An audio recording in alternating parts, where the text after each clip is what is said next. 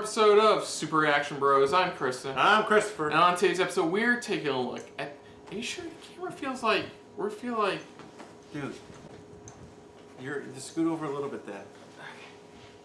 That's better. Hello, everyone. Welcome to our episode of Super Reaction Bros. I'm Kristen. I'm Christopher. And on today's episode, we are taking a look at the cinema sins for Everything Wrong with A Star Is Born. Yes. What was that? I expected a normal reaction. I get delay. Yeah. Anyways, for those that don't know, this is the remake of a remake of a remake of a very well-known film about an up-and-coming musician and a down and out more of a star in the music world who's slowly fading, pretty much, helping out a lesser-known star get to where they deserve to be, pretty much. Exactly. And that's what the basis of these films have been, with the newest one, of course, starring Bradley Cooper and Lady Gaga in those said roles, also starring Sam Elliott as well. It was a good movie. Most people nowadays know, like, if you hear Stars Were more for the Barbra Streisand version, you know, before this film was even announced. Again, this is the third remake. Third remake. It's not including the original itself, because the original was pretty much the whole black and white one. This is the third. Yeah, Lady Gaga, multi-time award nominee for Golden Globes, for Academy Awards. She won for the song from the film Shallow. Bradley Cooper directing this, of course, hoping right as well. Directorial debut for it, does a great job. And if you need any more research on a movie that we've been talking about for ages now, you can go fuck yourself. So let's check this out. Or go to Wikipedia and you can go from there. One or the other. So here we go for Everything Wrong, which I can't wait to see what they're gonna spot out and stuff like that in this. Everything Wrong with A Star Is Born. So here we go. Oh, and by the way, the movie's really good too. Check it out. I said that wrong. I'm reiterating it in case nobody heard us. Again. Black eyes open wide, it's time to testify. Movie starts off by rhyming wide with testify. And while I'm not saying that would never happen, I'm saying this movie mediocres its music way too much to get away with it. Man, Jackson sure does have a monochromatic fan base. This crowd's wider than a Kid Rock concert. Apparently Bradley Cooper worked with J.J. Abrams on Alias and caught a severe case of lens flareitis. At what point does it stop being a flare and start just being a blurry white screen? Pretty sure we've achieved maximum flare here. Less than 3 minutes in and we've got the first of many rock star hits the bottle to deal with life and fame cliches. And I know it's a cliche for a reason, and I'm not making light of alcoholism. I'm really just making light of Bradley Cooper. Also, discount Bad Blake.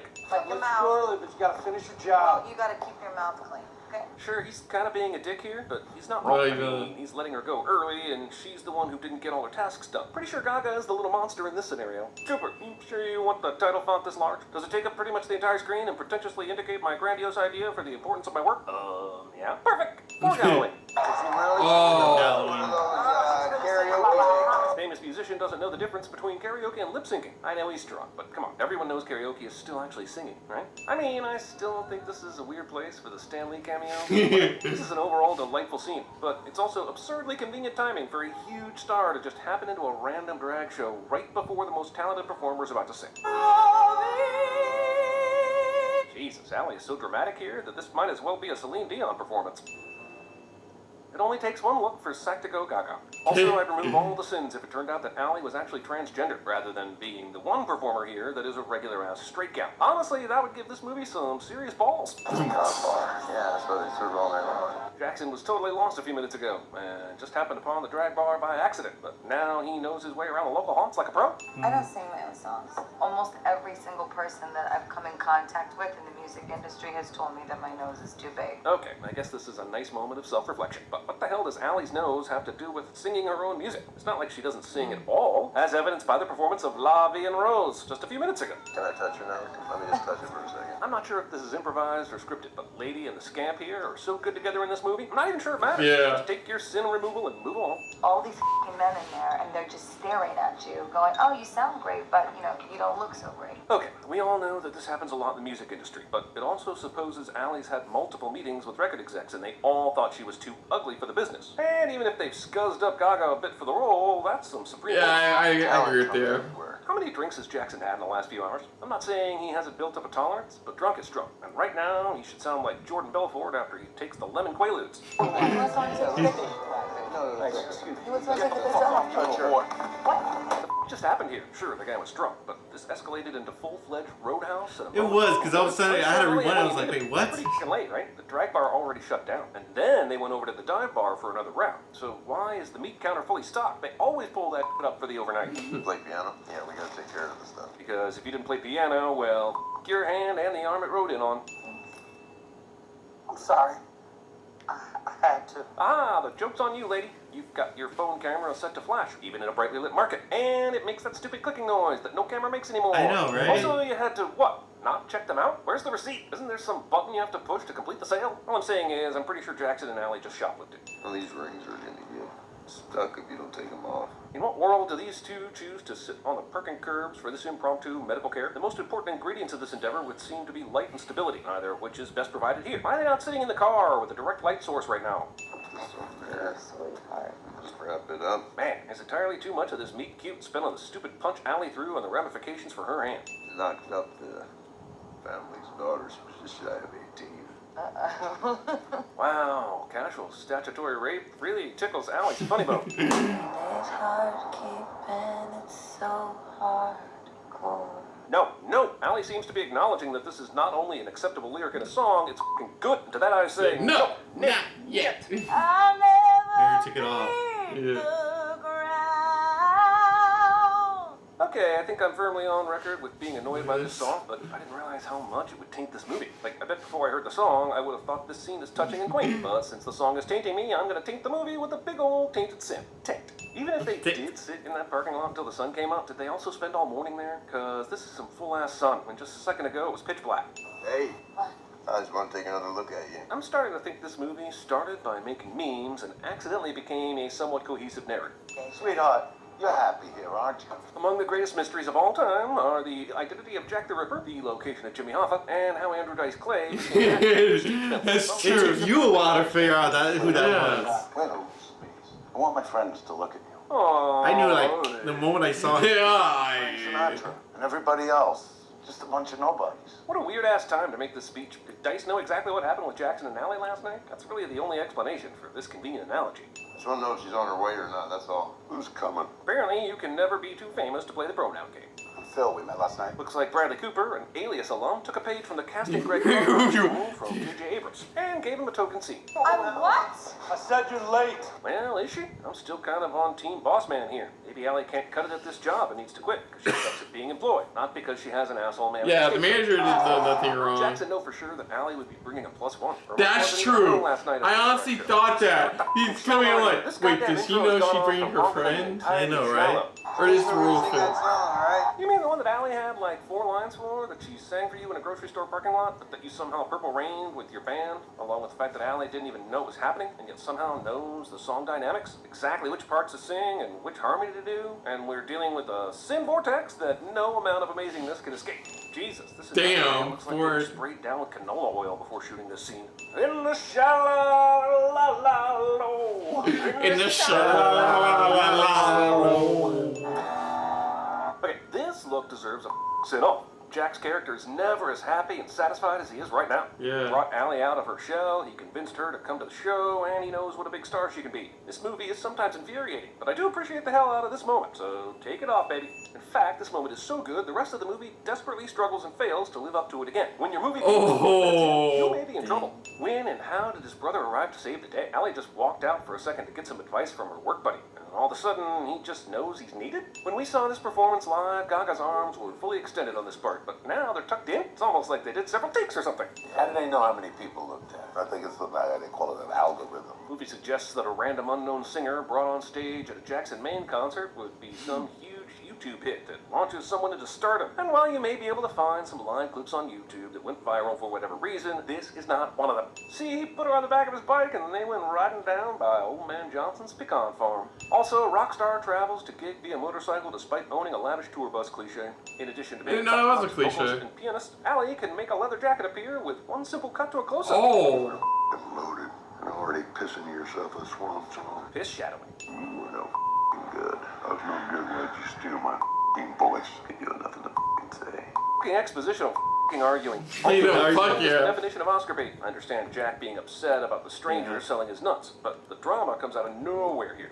I don't get what people complain about. I think the audience looks real and is completely faithful to his Live Aid set. Wait, it's possible I may have the wrong undeserving. You know, this movie totally yada yada's the band's acceptance of Allie. I'm sure they're grateful she's helping him generally stay off the bottle and stuff. But you don't think at least one of these assholes is calling her a Yoko behind her back? Also, movie's just saying that Allie integrated into the band, but how? Did she learn all of Jack's songs overnight and they just came up with extra parts for her to sing and play on the songs that were already written? 2 full minutes of a touring montage set to a song we already heard him play once in a movie that's already been made 3 times before. I'm bored. Is anyone else bored? Can we just cut to the part where he pisses his pants and go from there? Boy, from this angle, Allie sure does look like Lady Gaga. Also, we interrupt this feature-length film to bring you a full-length Lady Gaga concert. People who need to hear what you have to say. It's not normal stuff, what you're doing. Dude, you heard one f***ing song, and sure, he may be blowing smoke up her ass, but Rez is a big-ass music producer, so it's not like he has to sign her. Also, Jack was just with Allie, but he just wanders off suddenly so that she can have this discussion? He jealous. I'm so happy. Foreplay. I think I got an idea that might help out. Of course you do, because if there's one thing that this movie wants to teach us, it's that the super talented singing girl couldn't have just made it without the super damaged hero guy rescuing her every single time. Rez wants to keep me here because, you know, they rushed out the single and they were so excited that they want me to finish the album. Holy that was quick. Must have been like a week since Rez Yes, recorded Allie. thank you, that was the other he's got thing. commodity on his hands. It's like a Everything big, about like, Allie's rise seems like it happened overnight. big Is rush. there any cliche that we haven't thrown on poor Jackson's rock star character here? Dang it, movie. This is the 3rd full song we've had to listen to in the last 10 minutes. How many musical pieces does it take for us to get that she's becoming her own artist? I'm gonna go with less than 1. Welcome to Allie's Apollonia 6 moment. Wait, is that the 3rd Prince Purple Rain reference? Holy shit, it is. Sudden Dave Chappelle. Man, you look like you just doing it, bro. I don't want to say this movie was stunt casted, but it is guilty of having unnecessarily famous people playing regular roles. Like, who doesn't only see Dave Chappelle here? Or Andrew Dice Clay as Allie's father? Or f***ing Lady Gaga as the titular character? Float out to sea and then one day you find a port. Oh, okay. I won't do this again. I won't come and fight you. Hey, it's the anti-last of the Mohicans. Clean up your own mess. You understand me? Exactly what mess did she clean up? From where I'm sitting, Thurgood Jenkins did all the work. You just flew in to give a lecture, get proposed to, and get married all of a sudden. I saw that video on YouTube. It was great. This is the only statement that has never been written in a comment section. But is the movie seriously saying that Jack was able to guess her exact ring size? Holy mother... That's- Everything in this movie happened so goddamn quickly. How'd they plan an entire f***ing reception with, like, a few hours' notice? How did Allie get a f***ing billboard in LA already? I wouldn't be surprised if in the next scene she's fully gestated and popped out one of Jackson's kids. In honor of the release of Allie's album, her friend wore her Jackson. Titties.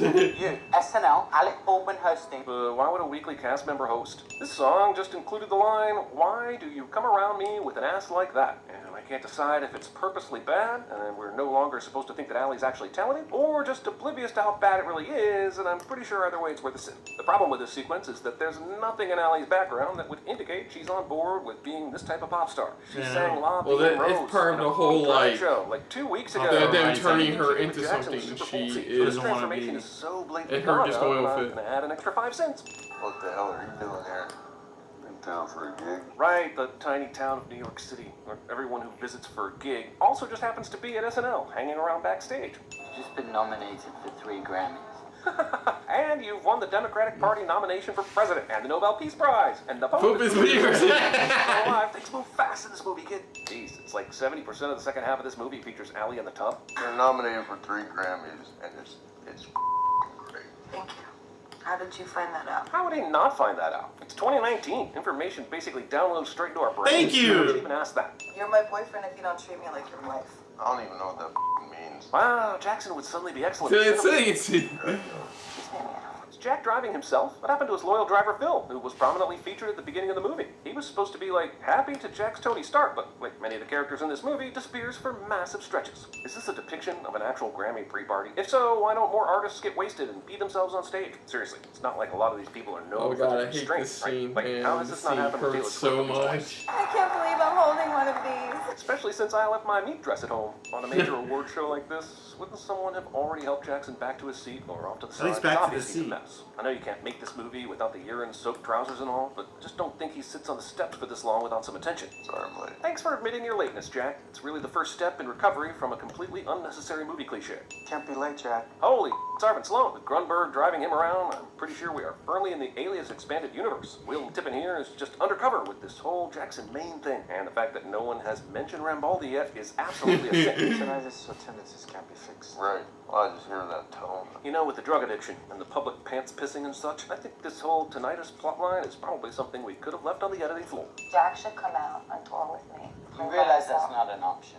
No way. Overstate much? Of course there's a way she could take him with her, and I'm excited to see this story end with them traveling together. Yeah! Heartfelt music. Yeah, that'd be great! That's where this is Fucking headed. great! Also, Rez is really the worst music manager this side of Paul. Thank you! I think if we had a better band name, we might have made it. I'm 100% convinced this is a Dodge Ram commercial. That is true. That is a fucking dust. Idolize, wasn't that? God damn it, movie. This is like the best depiction of awkward sibling communication. God damn it. Why did he get the Listen off, you Where did the motherfucker. bag come from? When he exited the truck right before Sam Elliott did his man cry, he didn't have a single thing with him. Just by staying married to you, she looks like a joke. It's embarrassing. Perhaps you think I'm going to sin how tightly this villain is twirling his mustache right now, and maybe I should. But I'm more put off by the fact that this one conversation is given full credit for taking Jackson from happiness and sobriety to ending his own life. And not only that, but with Allie coming into her own with the final number, I'm not even sure the movie is actually saying he's not right. I get that this is part of how the story has been told before, but if you stop and think about these final moments, there's an argument that the movie makes Jackson's decision almost chivalrous, and I'm just never getting on board with that.